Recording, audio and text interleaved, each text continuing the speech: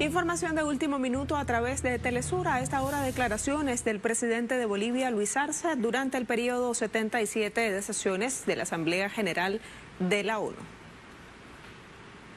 Bienvenida a Luis Alberto Arce Catacora, presidente constitucional del Estado Plurinacional de Bolivia, a quien invito a intervenir en esta asamblea.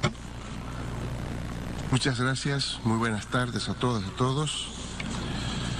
Quiero saludar al hermano presidente de la Asamblea General de las Naciones Unidas, Saba Korosi, al hermano secretario general, Antonio Guterres, a las hermanas, hermanos, jefes de Estado y de Gobierno, ministros de Relaciones Exteriores y delegados presentes.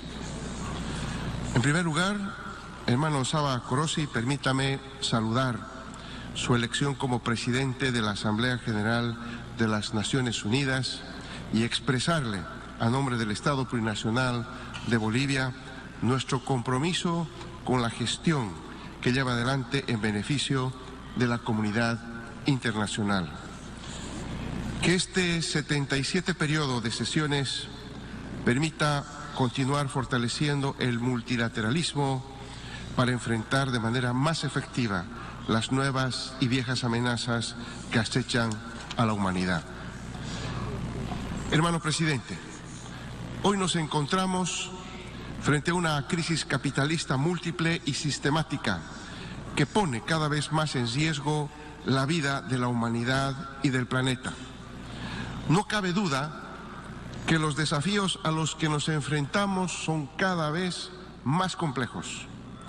Si pretendemos un futuro mejor para las actuales y futuras generaciones, debemos no solo reflexionar sobre las crisis económicas, social, alimentaria, climática, energética, hídrica y comercial, sino identificar con claridad el origen para cambiar un sistema que reproduce la dominación, explotación y exclusión de las grandes mayorías, que genera concentración de riqueza en pocas manos y que prioriza la producción y reproducción del capital antes que la producción y la reproducción de la vida. Pero a la par de la crisis múltiple y sistemática del capitalismo, observamos la receta final del mundo unipolar, la construcción de un nuevo orden mundial, del que esperamos sea para beneficio de todos los estados y pueblos del mundo, es inevitable. Y convencidos de que otro mundo es posible, desde el Estado Plurinacional planteamos lo siguiente. Número 1, declarar al mundo como zona de paz. En tal sentido, expresamos nuestra preocupación por el considerable número de conflictos armados que azotan a la humanidad, muchos de ellos promovidos por las transnacionales de la guerra, pero también por el afán de imponer un orden político y económico mundial, funcional a los intereses del capitalismo. Estos conflictos traen consigo un gran costo humano y en no pocos casos más bien, la destrucción de nuestro patrimonio cultural y medioambiental. Indistintamente del origen, naturaleza o explicación geopolítica de las tensiones internacionales, el Estado Plurinacional de Bolivia ha apostado y lo seguirá haciendo por la cultura del diálogo entre las naciones a través de la diplomacia de los pueblos.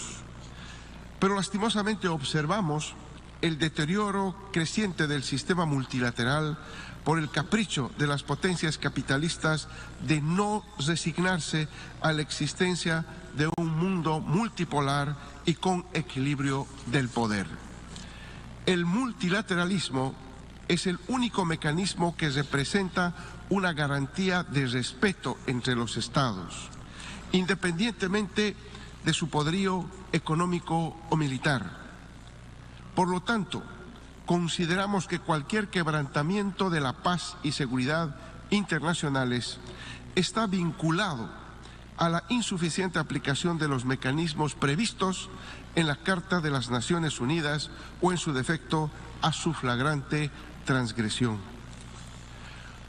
Los países que conformamos la Comunidad de Estados Latinoamericanos y Caribeños, CELAC, declaramos en 2014 a la región como zona de paz, comprometiéndonos a resolver de manera pacífica nuestras controversias y desterrando para siempre el uso de la fuerza en la región.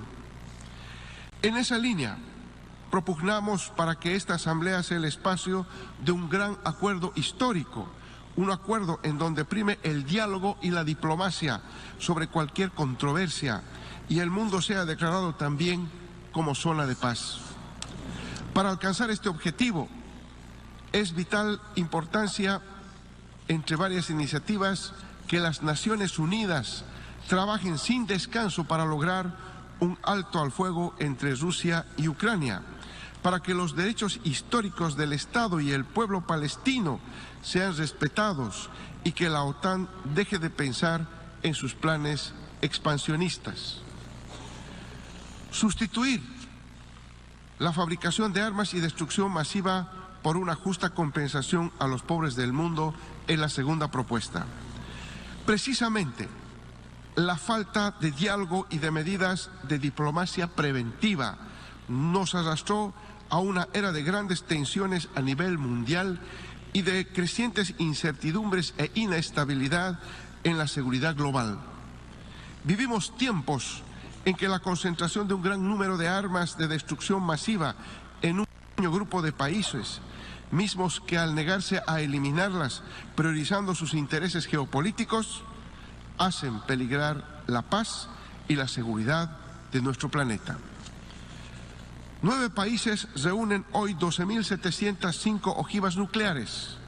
9.440 de ellas se encuentran en reservas militares, listas para ser usadas. Ante esta dramática realidad que enfrenta el mundo, hay que levantar la bandera de sustituir los gastos militares para la fabricación de armas de destrucción masiva por una justa compensación económica que los países del capitalismo central le deben moral e históricamente a los países de la periferia y a los países pobres del mundo. Tercero, contra la mercantilización de la salud, sistemas universales de salud. En los últimos 2 años, nuestros pueblos tuvieron que enfrentar no solo incertidumbre producto de conflictos, sino también enfrentamos una grave crisis sanitaria derivada del COVID-19, la cual expuso las vulnerabilidades y desigualdades de los sistemas de salud en todo el mundo, así como el sistema financiero y la economía mundial. Frente a los sistemas de salud que solo favorecen a quienes tienen la posibilidad de acceder a un seguro privado y frente a quienes han hecho de la salud una mercancía, es imperioso fortalecer los sistemas de salud en los que el Estado cumpla la obligación de proteger y garantizar los derechos colectivos, en el marco de la preeminencia de los derechos humanos económicos, sociales y culturales, reduciendo así los efectos de la crisis económica mundial en los sectores más vulnerables de la población. Cuarto, programa global de soberanía alimentaria en armonía con la madre tierra. Otra manifestación de la crisis estructural y múltiple del capitalismo es la crisis alimentaria, agravada por los efectos de la pandemia, exacerbada por los conflictos geopolíticos mundiales y las múltiples crisis ecológicas que enfrenta el planeta, situación que no solamente ha afectado el cumplimiento de los objetivos de desarrollo sostenible, sino que también amenaza los derechos más elementales de millones de seres humanos. De acuerdo al informe sobre el estado de la seguridad alimentaria y la nutrición en el mundo 2022, el número de personas que padece hambre en el mundo se ha incrementado dramáticamente en los últimos años. Solo el 2021, un total de 828 millones de personas fueron víctimas de este flagelo, lo que representa el 9,8% de la población mundial. Asia, con 425 millones de personas afectadas, y África, con 278 millones, continúan siendo las regiones más golpeadas del planeta por esta crisis, y en América Latina y el Caribe afectó a más de 56 millones de personas. A la crisis alimentaria debemos anteponer urgentemente un programa global de soberanía alimentaria que garantice a los pequeños productores mejores condiciones para la producción. Ello implica el acceso a semillas, fertilizantes, tecnología, infraestructura, créditos y diversas formas privadas y comunitarias de acceso a los mercados, pero también mejores condiciones de vida en sus comunidades, en plena armonía con la madre tierra. Quinto, reconstruir las capacidades productivas y económicas de los países de la periferia golpeados por la irrefrenable lógica concentradora del capital. Además de los efectos ocasionados por la pandemia del COVID-19, que deterioraron nuestras economías y los intercambios comerciales, hoy enfrentamos una senda expansionaria sostenida de la inflación que se constituye en uno de los principales problemas. Por ejemplo, en agosto de 2022, Estados Unidos registró una inflación interanual del 8,25%, que es la más alta de las últimas 4 décadas, y una tasa sin precedente del 9,1% en la zona euro. Adicionalmente, la guerra entre Rusia y Ucrania profundizó las presiones de los precios de la energía, alimentos, fertilizantes, materias primas y otros. Es así que a julio de este año la inflación interanual de alimentos aumentó en más de 2 dígitos en algunos países de Europa y en Estados Unidos. En un mundo estrechamente interconectado, es importante responder a las necesidades de nuestros pueblos en el contexto de pospandemia, fortaleciendo la integración y cooperación bajo los principios de la solidaridad, la complementariedad y el respeto a la autodeterminación de los pueblos, de manera que podamos enfrentar el impacto multidimensional en la economía, en nuestras industrias, así como en nuestras capacidades productivas y el autosustento. Por ello, es vital la reestructuración de la arquitectura financiera mundial para el alivio de la deuda externa a nivel global, de manera que los países en desarrollo tengamos el espacio para implementar soberanamente políticas sociales desde un enfoque de desarrollo económico y social integral y sustentable. Y como siempre ha sido un grito desde los países del sur, hay que equilibrar las relaciones de intercambio que en la actualidad siguen beneficiando solo al norte. Al respecto, humildemente me permito compartir la experiencia boliviana. Luego de la recuperación de la democracia el 2020, gracias a la unidad, lucha y conciencia del pueblo boliviano, volvimos a la senda trazada por nuestra revolución democrática y cultural, de dignidad y soberanía. Retomamos la construcción de nuestro Estado plurinacional y la consolidación de nuestro modelo económico, social, comunitario, productivo. Un modelo económico soberano en el que no aceptamos ni aceptaremos imposiciones del Fondo Monetario Internacional.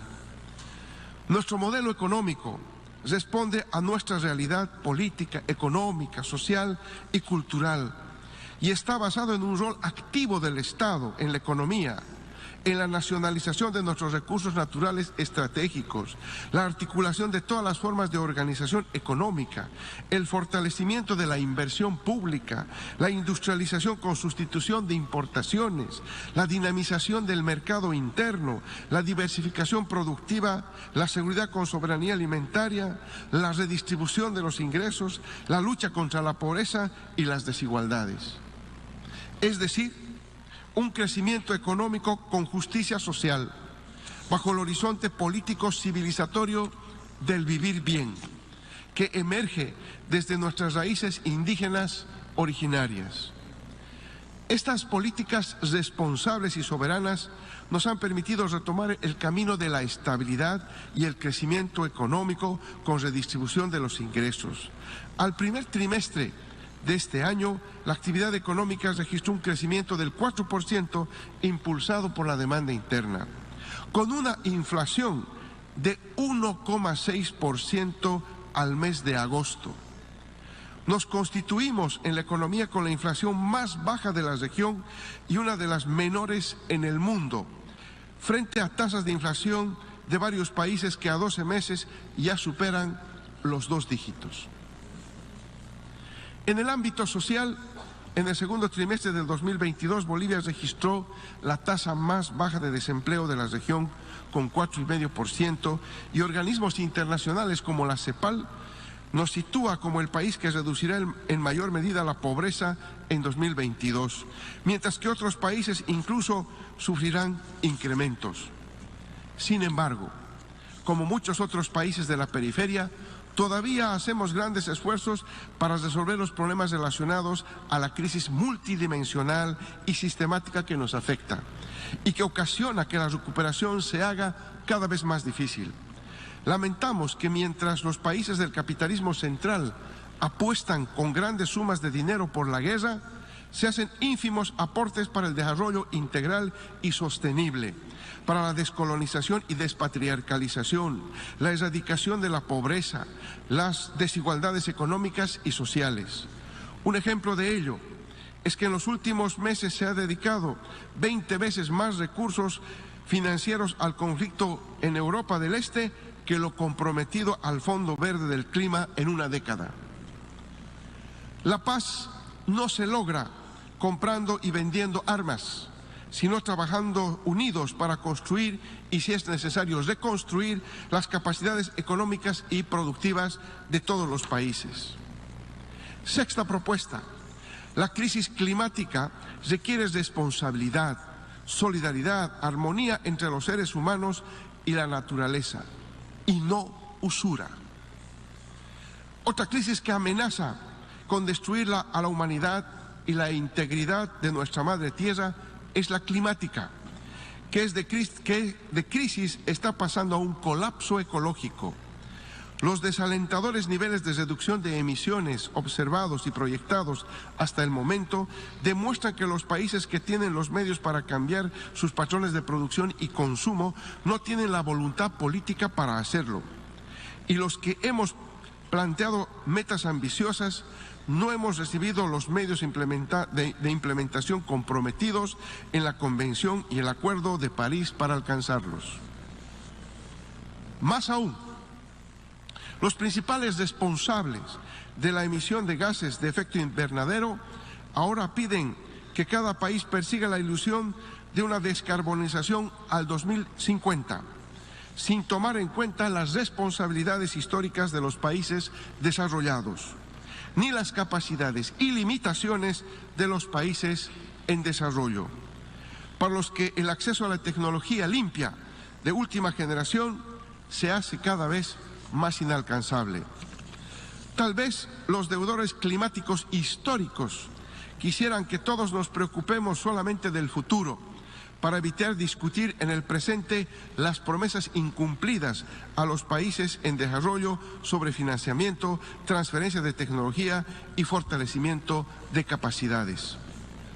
Recientemente, las inundaciones en Pakistán, a cuyo pueblo queremos expresar nuestra solidaridad, sirven como el ejemplo más elocuente y tangible del alto costo humano y material de las pérdidas y daños reales causados por siglos de mal desarrollo capitalista. Hoy más que nunca queda clara la necesidad de un mecanismo financiero específico, fundamentado en la solidaridad y no en la usura, para afrontar las pérdidas y daños ocasionados por la crisis climática en los países de alto desarrollo de sus fuerzas productivas. Estamos convencidos de que en un futuro bajo emisiones y resiliente al clima no es posible si seguimos concentrando la riqueza y los ingresos en pocas manos. Por lo tanto, para revertir la crisis climática, necesitamos resolver las contradicciones económicas, sociales y políticas ocasionadas por el modelo capitalista, así como también las que existen entre los seres humanos y la naturaleza. Séptima proposición. La industrialización del litio para beneficio de los pueblos y pilar fundamental para la transición energética. Ahora quisiera referirme a un recurso natural estratégico. Nuestro país posee las mayores reservas de litio en el mundo y asumimos esto con mucha responsabilidad, especialmente al momento de implementar acciones para su industrialización, garantizando que su utilización sirva para el beneficio de la humanidad como el pilar fundamental de la transición justa global a un futuro bajo en emisiones y respetando a la madre tierra. Queremos que nuestras reservas de litio no sigan el camino de otros recursos naturales que, en las condiciones del colonialismo y el desarrollo capitalista, solo sirvieron para aumentar la riqueza de unos cuantos y provocar el hambre de los pueblos.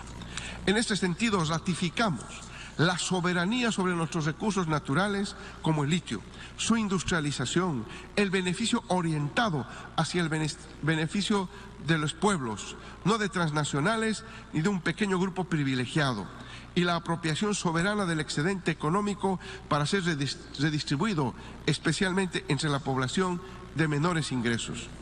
Asimismo, rechazamos todo tipo de injerencias y afanes de desestabilización de la democracia en nuestro país con el afán de controlar el litio. Según lo manifestado por la comandante del Comando Sur de Estados Unidos hace un par de meses, el llamado Triángulo de Litio, ubicado en América del Sur, conformado por Bolivia, Argentina y Chile, se encuentra en la mira de los Estados Unidos. Naciones Unidas debe tomar medidas contra todos aquellos países que no respeten la soberanía y la no injerencia y que enfrentan a los pueblos por el control de los recursos naturales estratégicos.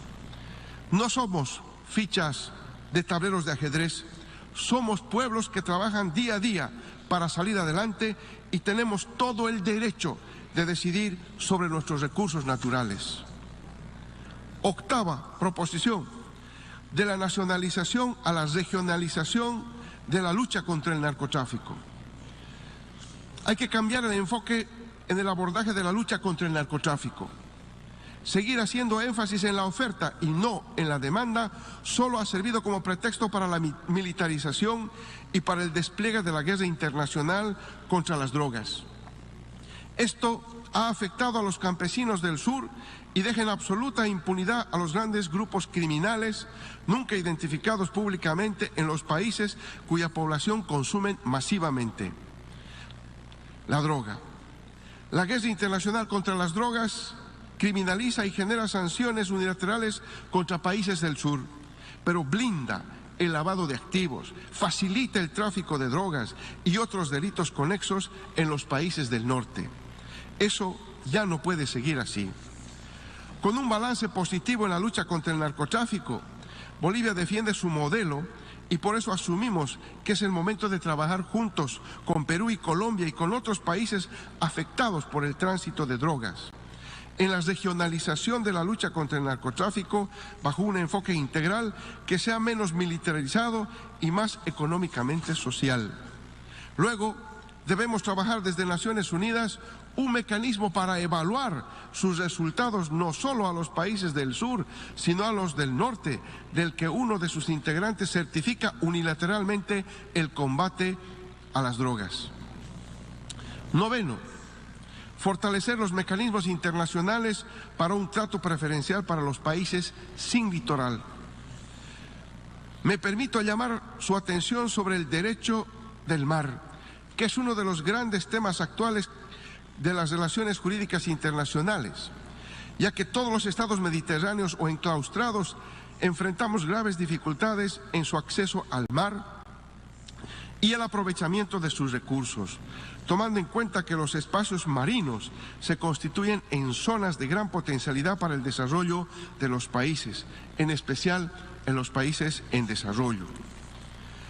Todos los países tenemos el derecho a acceder y utilizar el espacio oceánico y los recursos marítimos tal y como lo señala la misma Convención sobre el Derecho del Mar. Debemos asegurar la distribución justa de derechos y responsabilidades respecto a la riqueza marina, ya que juega un papel decisivo para el futuro de los pueblos del mundo. El mar es un derecho de los pueblos, por lo tanto nadie debe estar privado de su disfrute y aprovechamiento para su desarrollo. Asimismo, guiados por la equidad, la no discriminación, la solidaridad internacional, la justicia social como principios para corregir los desequilibrios y las injusticias globales, consideramos importante fortalecer los mecanismos internacionales para un trato preferencial a los estados que se encuentran privados de no tener costa al mar y por lo tanto una grave desventaja geográfica en el aprovechamiento de los recursos marinos. Está demostrado que los países sin litoral somos doblemente afectados. Tenemos costos más altos en las importaciones de productos y nuestro desarrollo se ve obstaculizado. A este respecto, debemos recordar a la comunidad internacional que mi país, Bolivia, nació con mar. Sin embargo, en la actualidad es un país enclaustrado, obligado por las circunstancias del pasado a enfrentar múltiples barreras para el transporte, comunicación y comercio. Esperamos que más temprano que tarde el diálogo y la diplomacia puedan triunfar para reparar las injusticias de una guerra impulsada por intereses capitalistas y construir así un mejor futuro entre pueblos hermanos. 10ª propuesta, ampliar nuestra visión restringida de derechos humanos y democracia. No nos cabe duda de que la democracia y los derechos humanos son dos hermanas inseparables. El Estado plurinacional de Bolivia ha experimentado en carne propia que cuando se quebranta la democracia también se desmoronan las bases para el ejercicio de los derechos humanos. Por ello, expresamos nuestro más firme compromiso a las decisiones y acciones que asume la organización en defensa de los sectores más vulnerables de nuestra sociedad. Bolivia ha decidido reconstruir su institucionalidad, incorporando el carácter plurinacional del Estado, lo cual implica que los 36 pueblos indígenas son parte constitutiva de nuestro Estado. Un pueblo que está orgulloso de su identidad diversa puede construir desde las bases de la interculturalidad un mejor país. Eso lo sabemos las bolivianas y los bolivianos. En un análisis histórico, esto ha ocurrido en muy poco tiempo y nuestro desafío es que esta transformación continúe en dirección a alcanzar el vivir bien de todos y todas. Necesitamos ampliar nuestro criterio de derechos humanos y su relación con la democracia. No existe ninguno de los dos, ni derechos humanos ni democracia, cuando la preservación de los privilegios en unos pocos se hace a costa del incumplimiento efectivo de los derechos económicos, sociales y culturales de las mayorías. 11ª propuesta, solidaridad intergeneracional. Estamos convencidos que esta generación vibrante y productiva tiene que ser solidaria con quienes han construido los primeros cimientos de nuestras casas. No se puede asegurar la equidad con las futuras generaciones si no consolidamos la equidad entre las generaciones presentes.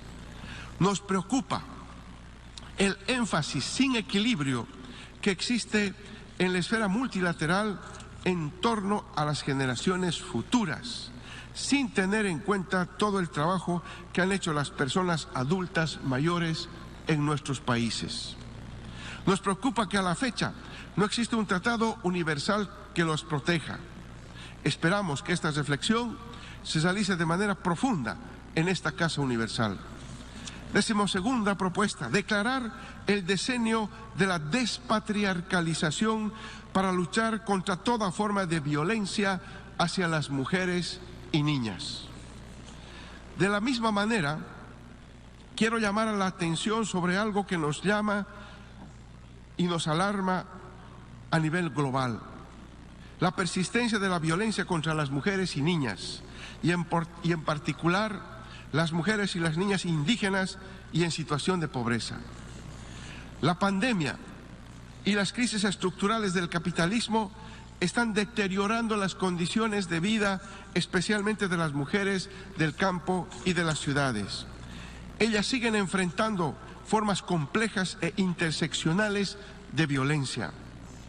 Como señala ONU Mujeres y el Departamento de Asuntos Económicos y Sociales de las Naciones Unidas, haciendo un balance anual de las 9 metas que comprenden el Objetivo de Desarrollo Sostenible 5 en su informe acerca del panorama de género, durante mucho tiempo, abro comillas, durante mucho tiempo, la discriminación por razones de género ha relegado a las mujeres y a las niñas a una situación de subordinación con respecto a los hombres en el trabajo, la política y el hogar. Y al ritmo del cambio actual, el informe estima que nos faltan 21 años para alcanzar leyes universales que prohíban la violencia contra las mujeres y unos exorbitantes 286 años para alcanzar la igualdad de género en los marcos jurídicos. Cierro comillas. El informe señala también un retroceso preocupante en la reducción de la pobreza y las probabilidades de que los aumentos de los precios agraven esta tendencia. Para fines del año 2022, alrededor de 383 millones de mujeres y niñas vivirán en la pobreza extrema. En la mayor parte del mundo, muchas otras tendrán ingresos insuficientes para satisfacer necesidades básicas, como las necesidades de alimentación, vestimenta y una vivienda adecuada. En nuestro Estado plurinacional de Bolivia, hemos declarado el año 2022 como el año de la revolución cultural para la despatriarcalización, por una vida libre de violencia contra las mujeres. Y estamos impulsando políticas orientadas no solo a fortalecer marcos normativos, sino a atacar las causas estructurales de la violencia, desde la educación, el fortalecimiento de la autonomía económica de las mujeres y también a través de procesos culturales para transformar esta lamentable realidad, originada por el patriarcado como el sistema más antiguo de opresión y que se retroalimenta con el colonialismo y el capitalismo. Proponemos que desde esta Asamblea General se declare el decenio de la despatriarcalización, y hablamos de despatriarcalización porque urge un proceso profundo de transformaciones políticas, económicas, sociales y culturales desde una perspectiva comunitaria, orientada hacia la construcción de relaciones recíprocas por una vida libre de toda forma de exclusión, dominación, explotación, discriminación y violencia para toda la humanidad y nuestra madre tierra. 13º, rechazar las sanciones unilaterales. Es inconcebible en un mundo golpeado por la crisis y la pandemia que aún se apliquen medidas coercitivas unilaterales con el objeto de doblegar gobiernos a costa del hambre y sufrimiento de sus pueblos. En la actual coyuntura mundial, ningún país debería ser perseguido, sancionado o acorralado por ejercer su derecho a determinar libremente sus propios sistemas políticos, económicos y sociales. Una muestra de la unilateralidad con la que se actúa algunos países es la incorporación de Bolivia en una lista de los denominados principales países de tránsito de droga o productores de drogas ilícitas. El Estado plurinacional de Bolivia tiene una política soberana de lucha contra el narcotráfico que ha dado importantes resultados, y ratificamos el compromiso de nuestro gobierno para fortalecer la lucha contra este flagelo mundial. Sin embargo, queda claro que la guerra contra las drogas, principalmente aquella desatada por Estados Unidos, ha fracasado y por tanto existe una imperiosa necesidad de que este país efectúe un análisis profundo sobre el cambio de su política, en atención a que se ha convertido en uno de los principales países consumidores, lo que ha derivado en la gestión anterior en la lamentable muerte de más de 100.000 personas por sobredosis y adicción a las drogas dentro de su territorio. Otra muestra clara de la aplicación de medidas unilaterales es el inhumano y criminal bloqueo comercial y financiero contra Cuba, que pone en riesgo la vida de millones de ciudadanas y ciudadanos. Es un crimen contra la humanidad mantener ese tipo de medidas y de paso incorporar a este país a la lista de los países patrocinadores del terrorismo, pero al mismo tiempo un lamentable ejemplo que deberíamos hacer reflexionar de cómo las decisiones mayoritariamente tomadas cada año en esta Asamblea son incumplidas por determinados países. Finalmente, señor presidente, la última propuesta, 14ª, garantizar la plena vigencia de la Carta de las Naciones Unidas y el principio del multilateralismo. Si somos capaces de superar los grandes problemas que tenemos como comunidad internacional, llevaremos a nuestros pueblos a una catástrofe de grandes dimensiones. Hoy más que nunca tenemos la responsabilidad de mostrar la efectividad de la Carta de las Naciones Unidas y del derecho internacional y sus instituciones. La crisis multidireccional por la que atraviesa el planeta como resultado de la ambición capitalista, lejos de superarse, se agudizará si no se toman medidas urgentes. Solo a través de un multilateralismo fortalecido podremos alcanzar un mayor diálogo y cooperación en la búsqueda de soluciones a esa crisis. Revitalizar genuinamente el multilateralismo nos permitirá restablecer la vigencia del derecho internacional y la preservación de la paz con justicia social, así como reconfigurar el frágil orden internacional para volverlo plural y sólido.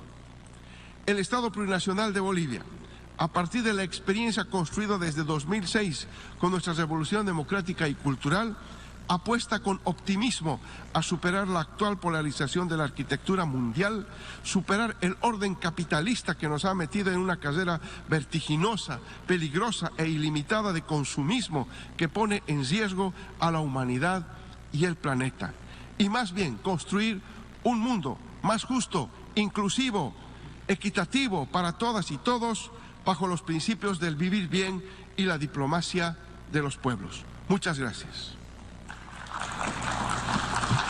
En nombre de la Asamblea, deseo agradecer.